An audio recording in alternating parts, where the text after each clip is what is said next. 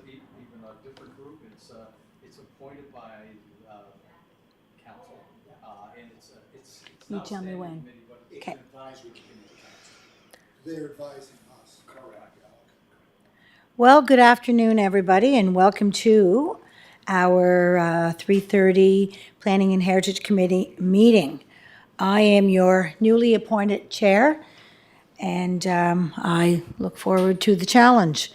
So I will call the meeting to order. Do we have any conflicts of declarations of conflicts? No? And an approval of the agenda? I'll approve it. Okay, moved by Councillor Back, seconded by, Could I just add, Madam Chair, under approval of agenda, new business, could I just add the issue relating to the town of Stratford has launched Shape Stratford? And it's an initiative which supports finding solutions around barriers to new housing supply. So they've invited us to be part of that Shape Stratford initiative. and I would like to add 1719 West Street, the old Irwin Printing building, for just a update. Could I add another item? Yes. The clear cutting in Colonel Gray Drive. If we could, general topic, I guess, would be Yep. it. Perfect. All right, so with those three additional items, I can now get the approval of the agenda moved by, Councillor Beck, seconded by his worship. Those in favor? Okay. And you'll notice the minutes from the October 13th meeting are in your package. If I can get an approval of those, adoption of those minutes, moved by his worship, seconded Second by it. Councillor Beck.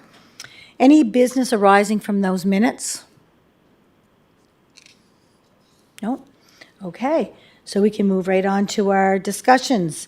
And our first one up for discussion is updates regarding the official plan, growth management, and short-term rentals. And that's over to you, Manager Forbes. Thank you, Madam Chair. When Councilor Yankoff and I spoke just before Christmas, she questioned whether we needed a meeting early on, and I thought it was appropriate just to kind of go over the work schedule for the spring, which is is going to be fairly busy. And so I just wanted to bring to your attention some big policy items that we're working on. And then in a minute, I'll discuss how we may wish to tackle them and inform both the planning committee, but all of council in regard to these larger initiatives. So maybe I'll start with the first one, which is the official plan. Of course, for those that have been on council, you're aware we do have a fairly robust consulting team working with us. In the fall, they did public consultation. They reviewed all of the priority issues that were expressed to them at that time by staff. And so they're now in the position to be formulating a draft plan. And they would like to, we're going to need a lot of feedback on that draft plan, not only from staff but from the public at large. The timeline on that is to go out to the public is possibly end of February, early March. I'll give you some clarity on when we wish to head out to deal with the official plan to seek public input. But prior to that, it would be, in my mind, ideal that before we get too far, that at least some councillors and some possible members of the planning board who have a little bit more time on their hands can get informed as to what is in those documents, because they are dense documents and there's a lot of material in them.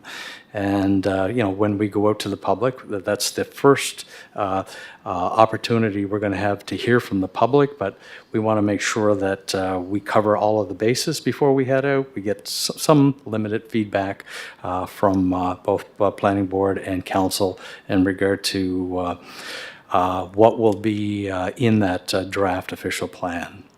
The other document, which is really closely aligned with the official plan, which is the growth management study, and that was put together by the Water and Sewer Department.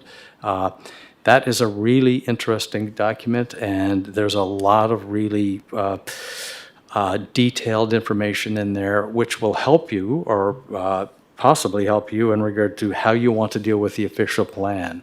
And the growth management study it's a study for the engineers in regard to where does the city system need to be upgraded, where does it need to be improved, what are the logical extensions of the city water system. But a part of that, the growth management study deals with planning, and it gets into the issue of how do you want the city to grow. And it will indicate a number of growth scenarios depending on the type of densities you wish to achieve. How efficient that can be depending on the type of densities that you choose. And then the last item is the short-term rentals bylaw, where we have been dealing with the province and our city solicitors in regard to our licensing bylaw, as well as the summary conviction bylaw, or summary proceedings bylaw, I guess that's the technical term. And those are the two pieces that will have to be in place and approved by council by the end of March. So, these are three unique, large-scale policy initiatives that are all happening in the early spring.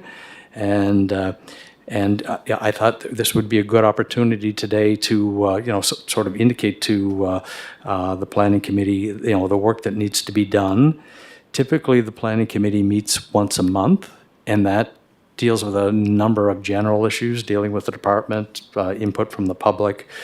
But I'm suggesting that we may wish to contemplate having special meetings of this committee, and including maybe a few more people on the planning board in regard to what's actually in those documents. I haven't had the opportunity to kind of craft that in regard to how that will exactly work, but maybe we can contemplate meeting in 2 weeks. I'll have a lot more detail in regard to how we could set up this either an ad hoc committee or a working committee of a council to deal with the official plan primarily, but there could be other parts of that as well that we could be seeking input on, because all of these affect the planning board. So this will show up in front of the planning board at the time it's ready to be approved, and they will have to comment on it, and it would be good to have a few people on the planning board that are really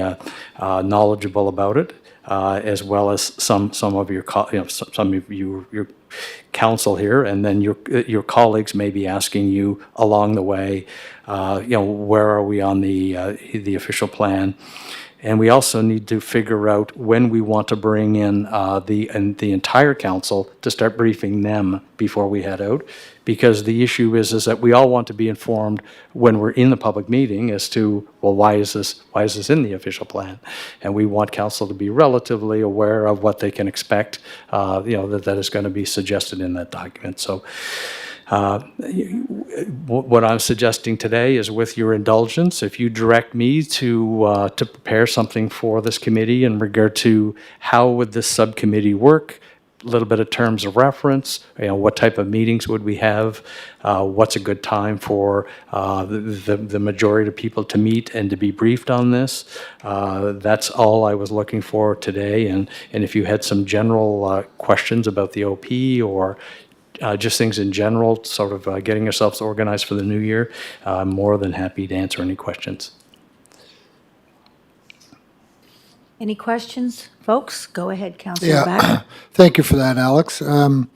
So, Alex, are the subcommittee or ad hoc committee, whatever terminology we want to use, are they looking at, is that kind of an umbrella for all three, or was this ad hoc committee just for the short-term rental piece? Which are you referring to? I would primarily, it's the official plan. The official plan is likely going to be the biggest policy document that you're going to have presented to you during this council term. So it's just a matter of the more informed some of you can be, and because again, all council doesn't have the time to expend to read over all of these documents, at least at this time.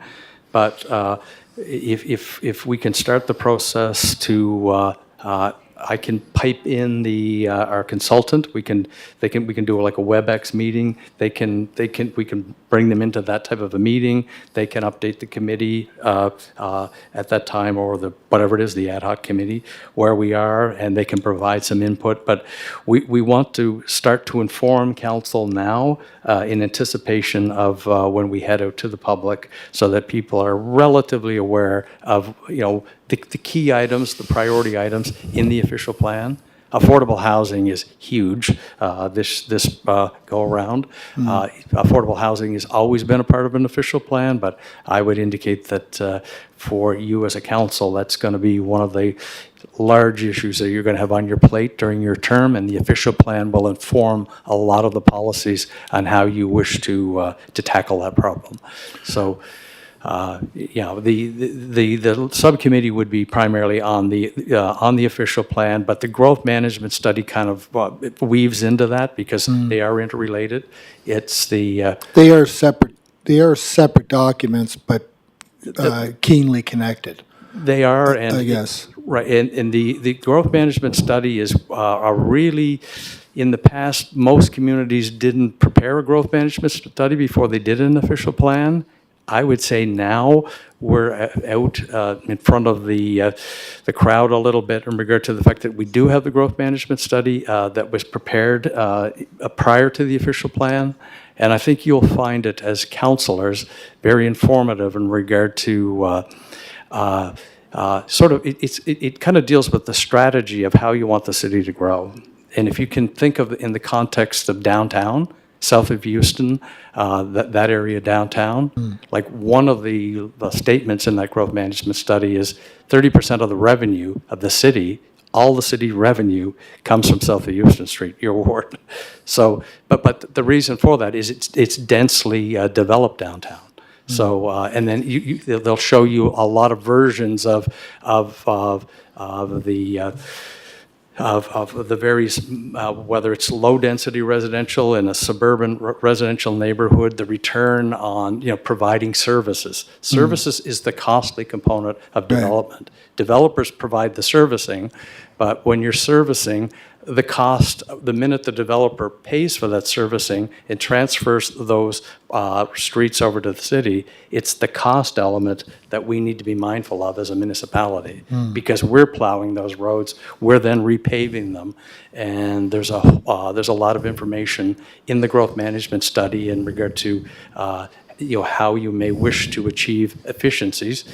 All of the city is not going to be like downtown. Right. But it's just a matter of when you're making decisions, if you have some idea in regard to what the those types of neighborhoods look like, the cost of servicing of those neighborhoods once we take ownership of them, and the delivery of other services, police, fire, everything comes with that. It just helps inform you in regard to then once you know, okay, if we want to be efficient, these are some of the ways you can be efficient, then we'll transition into, we're going to deal with a new official plan. We're going to have a number of growth areas inside of this new official plan, and we're going to be targeting some areas for growth. And if you have some understanding of why those strategic nodes for growth in a number of areas of the city are critical to for a number of reasons, it's more helpful when you're making a final decision. So I'll just leave it at that. Okay. I would support information is good. in getting that information out as quickly as possible and as efficiently as possible would be good, especially for someone, like us, four new councillors who really have no historical context. Just on that note, in terms of I understanding where this came from, Is the official plan and the management study done, are they separate studies done by the same company? Are they, how does that look? Just see if you can give me a little picture on that. Well, I keep joking with my colleague, Richard McEwen. He initiated the growth management study first, and inside the growth management study is a lot of technical information in regard to basically how he should strategize in regard to the water system in the future, where they need upgrades. It's a highly technical document. But inside that, embedded in that document, they had like a planning perspective, and it's the planning perspective that I'm interested in. So it was done by CBCL, and it was done independently of the official plan, and it preceded the official plan. But it's Sorry, just, the growth management was done by CBCL? Correct, In yep. conjunction with Richard? correct. Yeah. Oh, okay.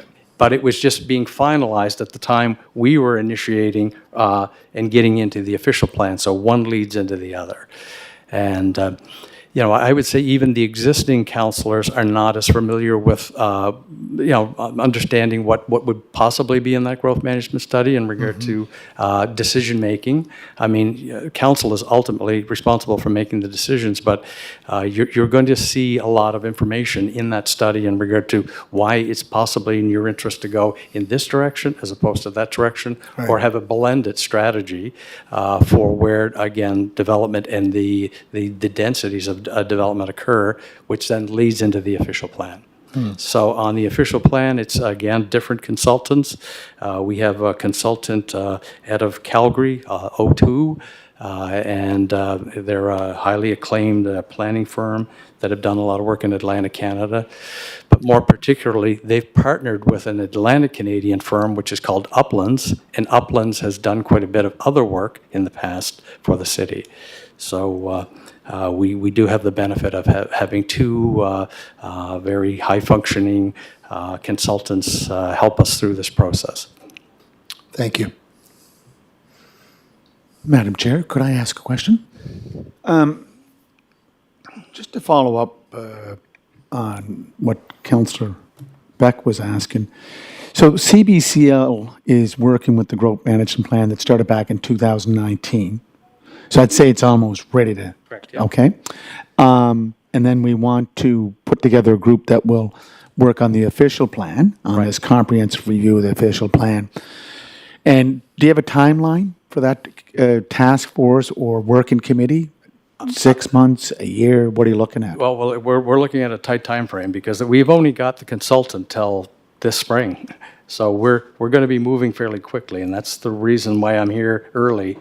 So what I was going to propose, with your indulgence, is that you send me away to again, put the terms of reference, put some structure around this. We'll come back maybe in 2 weeks. I can set up a meeting through Councillor Yankoff in regard to what's a good time for the group. And then you can see a lot more structure in regard to what that would look like. But we would like to start meeting fairly regularly with this group, realizing that people are busy and there will be some people that won't be able to attend every meeting, but we would like to have at least a core group that is regularly meeting, separate from this meeting, because this meeting, I think, is also going to be busy for just other issues that come up from the public you want to deal with, and it's hard to keep focused when you've got too many things going on at one meeting. And I think for those that have the time, I think you'll find it enjoyable what you're going to see in that official plan, and to get that early view of it before we head out, and particularly how they are indicating how we should respond to some of these challenges in the community. Climate change is another big one. These are issues that historically weren't in official plans. So it's not only new for you as a new councillor, it's going to be new for the older or the existing council as well as staff, because some of these issues are very new. Net zero is another issue. Yep. Net zero 2040, yeah. And Madam Chair, that's the reason, that's why I asked the question about the timeline, because as you know, all those advisory committees and boards, they died with the last council. So the Council of 2/18/2022 gave an extension to the board members of planning, design review and heritage, and I think that's till the end of March 31st. So are we able, are we able to do it within that time frame? Look, I would like to do it as quickly as possible, because my fear is that, I deal with these documents every day, but, and I'm relatively informed, but it's just a matter of, we don't want to overwhelm council. We want to give you this information in, not come in here and just barrage you with 2 or 3 chapters, and then you leave and you go, what was in that? Like, we'd like to focus on some sections, create some good discussion, and again, you folks ultimately will head out on those public hearings, not only with the consultant, I'll be there, but you folks will be there, and we'll all be asked questions differently. The public will ask me technical questions, they're going to ask you political questions, and again, we just want to sequentially open up the door to a smaller group of people, and then we will then open it up to all of council just before we head out, so that they have a general idea on these larger issues like climate change, like affordable housing. There's some other changing dynamics in the community that they expect that are going to be addressed. And so if all of council is aware of that, and then we'll schedule those public hearings, the public will respond to them, we'll bring that back, there'll be adjustments. The public will, presumably, they'll like some parts of it. They will ask you folks as politicians to amend or add additional things. But we are on somewhat of a tight time frame with this, because there's funding on this project, federal funding, and the expectation is going to get done sooner than later. And last question, Madam Chair. I know you're being patient with me. Thank you. I admire the cluster that you did with these 3 issues. The comprehensive review of the official plan falls right into growth management plan for 2019, and then short-term rentals, because we heard during the campaign about short-term rentals in residential areas, or what about the downtown? How do we recreate neighborhoods in the downtown? That is the 500 lots. So I like the cluster, and I think it's great. But when we talk about our role, that's the city's role in zoning and development bylaw, in our zoning and development bylaw, and we try to insert density, let's make sure we have a very open, transparent discussion on that, because I feel that one of the past amendments that we made to our official plan or zoning development bylaw was the creation of these 2 zones, the port zone and the waterfront zone, that took away that CDA, comprehensive development area designation. And I just don't want to have a repeat of where these 2 zones didn't really allow for a lot of public input. It was, let's just develop these 2 areas, the port zone and the waterfront zone, not understanding that there were some big issues, and they came to fruition, as Deputy Mayor Yankoff knows, early in your first year, 2 years as a representative of the council from Ward 1. So let's just make sure we have those lenses on, that we cover everything, but it's an open and a frank discussion, so people, or the residents, the citizens of Charlottetown will be informed about where we're going. And we all know, Councillor Beck and Deputy Mayor Yankoff, we all know that we have to do our part in what kind of toolbox we have for affordable housing or housing in general, and that is increasing the density. So I just want to stress that point, because it's something I think was left out during the port zone and waterfront zone discussion. Thank you, Madam Chair. If I could just add on something there, Madam Chair. I think that's a good point, Mayor Brown, that one of the things is that a lot of what I hear and from people is why. And if we understand the why, we may not necessarily agree with that why, but at least there's an explanation and everyone understands what the rationale is. And I think that comes back to the part about us being informed as counselors too, is that if we're going to be making good decisions, we have to make sure that we're understanding the why as well. So it's kind of a twofold benefit, I guess, here, benefit for us as counselors, as the decision makers, and a benefit for the public in terms of understanding what that thought process is. So I would certainly concur with the mayor's thoughts on that.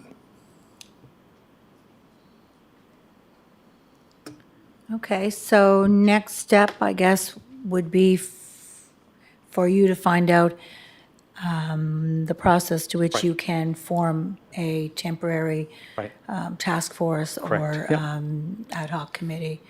Yeah, and just in general, again, with your concurrence, we would look at this committee as being a part of that subcommittee, and then maybe 3 members of the planning board. I will indicate, we'll typically just ask who on the planning board wants to participate. If we get 5, well, then I will tell you, it will not be my decision, but there's processes for council to appoint people onto these boards, but those are the type of details that I would like to have in this next report. I'd like to get that to you as quickly as possible, so if we just in general commit to in 2 weeks, I will deal with you in regard to setting a date, a time that will work, and I will work with Mr. Hooley and Donna upon a return as to how we roll out these different documents, because the growth management study hasn't technically been made public yet. Richard mentioned to me today that Richard McEwen, he's bringing it to his committee this month as well. So we just want to line these things up and then again get them out there, get some discussion going on them. So if that is acceptable, I will work towards putting that together for this committee. That works for everybody? Yep. Madam Chair, that works well. And I think if you look at a task force, I think it's best just to refer to as a working group. Right, So right. we can start this process right away. Doesn't require going back to getting a green light from the council as a whole. This is a working group to assist, correct? The Right. planning board and also the standing committee for planning, development, and heritage, Right. correct? Yep. Good. It's- And I'm assuming that you kind of wrapped A and B all in together there, didn't you? Somewhat. Do you have anything more to add on for B? I just following up from the mayor, in addition to the 3 people from the planning board, because that's a highly populated committee, we may then request that somebody from the Heritage Board and maybe somebody from the Design Review Board, if they would like to participate. You don't want your committee to get too big, but again, they all have a role in these documents. Maybe not so much design review, but definitely heritage. There's a whole section on heritage. We want somebody on these boards to be just either communicating with their colleagues and saying, look, there's some really important things we're working on. I've reviewed them, and then when we go out to the public, some of their concerns or questions hopefully will be resolved at that time.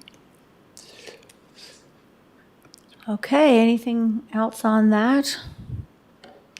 Okay, so we have a few items under new business. We can start with yours, Your Worship, the Town of Stratford. Over to you. Madam Chair, thank you very much. Alex did receive a copy of this letter from the Town of Stratford. Town of Stratford were awarded a project that is part of the Housing Supply Challenge, and it's funded by the Alex, Canadian Mortgage Yep. Housing Corporation. And I think the project is somewhere about 1.1 million, but the Town of Stratford their wish is to develop a Shape Stratford initiative, and this is focused on developing new housing supply, that is, i.e. affordable housing, social housing, subsidized housing. And as they state in the letter, affordable housing is a critical issue affecting our communities, and we see this is an opportunity for municipalities to collaborate, to leverage regional shared interests and cooperation on responses to affordable housing needs. So I think it's timely, and Madam Chair, the first meeting will be held Monday, January 16th at 2 p.m. at the Stratford Town Centre, and they're looking for this project. They are asking the City of Charlottetown designating a representative or representatives to become a member of an intermunicipal committee that we are establishing.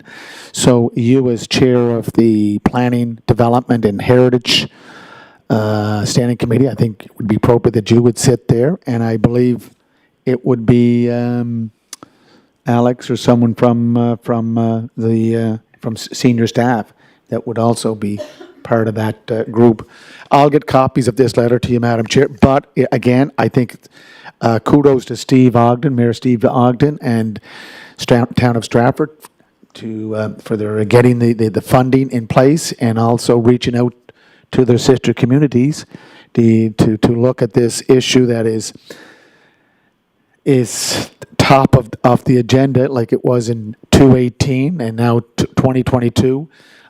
Supply's down, demand is great for housing, so we have to find ways to build more affordable, social, subsidized housing and include some of that co-op housing that people talk about, but we're still not doing enough in that effort to make that happen. So I just wanted to bring that to your attention, and I think the first meeting I'll be attending with yourself and Alex, and we'll hand off the ball from there and move on.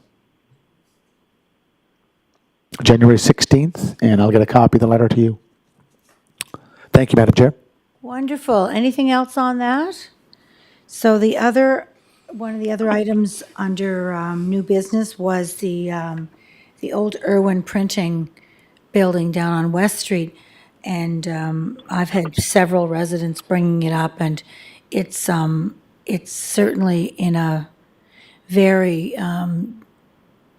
it's in rough shape. And I'm just wondering what the next steps are on that. Does that have to go through fire and police first for unsightly premises, or what? Well- What's the next steps? Well, maybe it's not primarily an issue for the planning department, but I can contact Todd Sutcliffe, and we can have a discussion.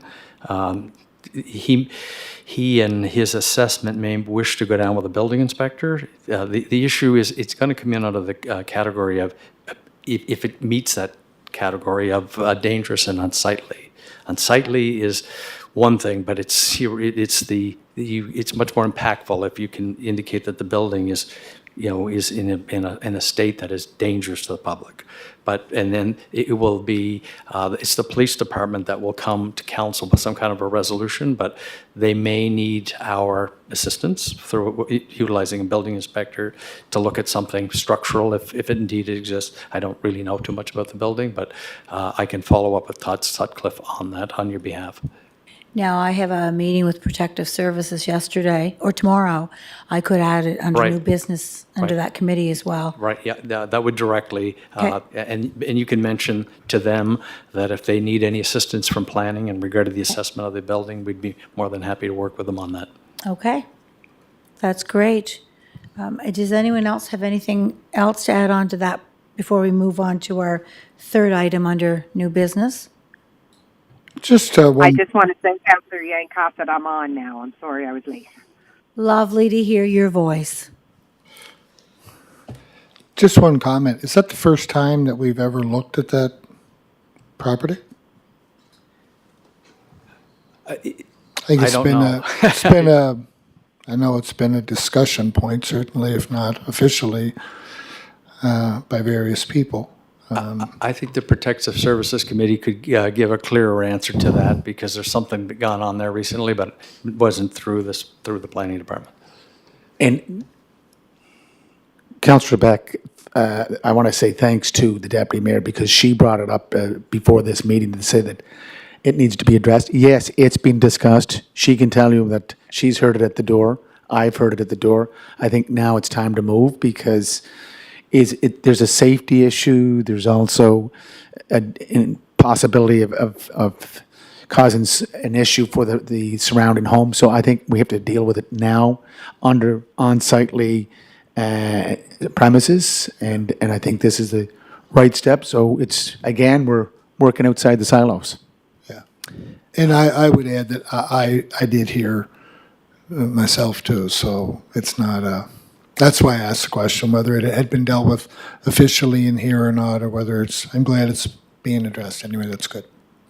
And Councilor Yankoff, I think that may be a designated heritage property, so it may, depending on what happens with it, I mean, that is something that definitely impacts, this department. So I'd have to advise you, whatever is the outcome of that discussion, what we would have to do in that regard. Certainly, thank you, Mr. Forbes. So we can move on to our third item, which was the clear cutting down on Colonel Gray Drive. I think Councillor Beck was looking for a bit of an update on that, next steps. Thank you, Madam Chair. So I have had, it was brought to my attention during the election that there were some concerns about the whole, how that unfolded. I don't profess to know a lot about the background on it in terms of where it came from or anything, but there is concern from residents in the area about I guess probably in terms of process would be the biggest issue, and working in the buffer zones and clear cutting in the buffer zones and how that worked and how that was allowed to happen. And I guess coupled with that is a concern of what are the next steps around where does it go from here? Where are things? And so I guess, Alex, if you could provide just maybe a little bit of not a clear-cut answer, but at least some kind of ideas to where, much kind of what like the Madam Chair was asking, where are we with that? What are possible next steps? What could that look like? Whose responsibility is it? What sort of things have to be looked at by? Because I do know there is an Department of Environmental role to play in this as well too, which kind of works either conjointly or separately from us. So maybe if you could touch on that and just kind of give us a bit of an idea as to where it might be and where we may be headed with that. And just more importantly as well, how do we avoid this situation happening again in the city of Charlottetown? So, Madam Chair, so there was no issue, there was no permits issued from the city on that project. So Right. that's clear at the start. So the activity that was occurring there was they broke provincial regulations. I think the best thing to do is, I have some knowledge of it, but I don't have a comprehensive knowledge of what transpired there. And if you leave it with me, I'll come back and I will talk to the province. Maybe they have, like, I'm not The certain. system has detected that a few lines are still connected to the conference and will attempt to disconnect them. If you wish to remain in the conference, please press *1. 15.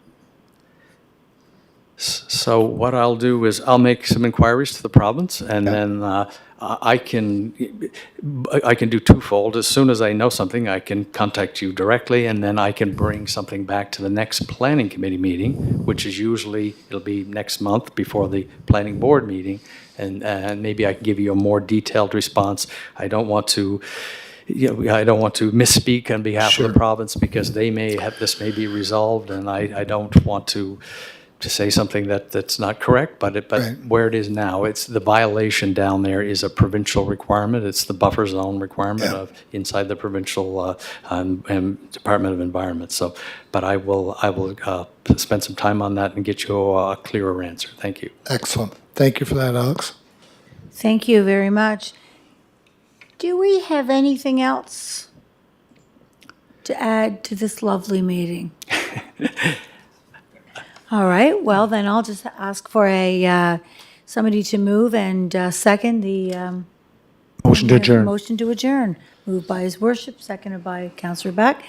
We are adjourned.